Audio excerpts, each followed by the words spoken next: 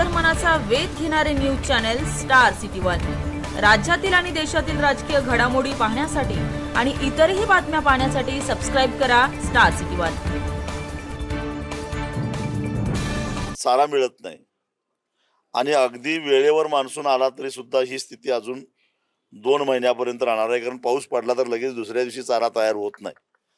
पिण्याच्या पाण्याची समस्या आहे आणि अशा परिस्थितीमध्ये कुणालाही त्याचं काही पडलेलं नाही, कुणी त्याचा गांभीर्याने विचार करायला तयार नाही।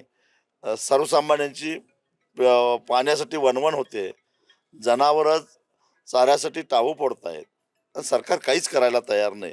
ही अतिशय संतापजनक अशी गोष्ट आहे। एकतर महाराष्ट्राचं पाणी वेगळं आहे आणि कर्नाटकचं पाणी वेगळं आहे। त्यांच्या हक्काचं पाणी त्यांना दिलेलं असताना ते पाणी जर का अशा पद्धतीने घेत असतील तर महाराष्ट्र सरकार काय करते? आणि सरकारनं वेळीच कर्नाटक सरकारला इशारा दिला पाहिजे, त्यांच्यावर संबंधितांच्यावर गुन्हेगार दाखल झालीच पाहिजे, पण कर्नाटक सरकारला याचा जाब विचारला पाहिजे।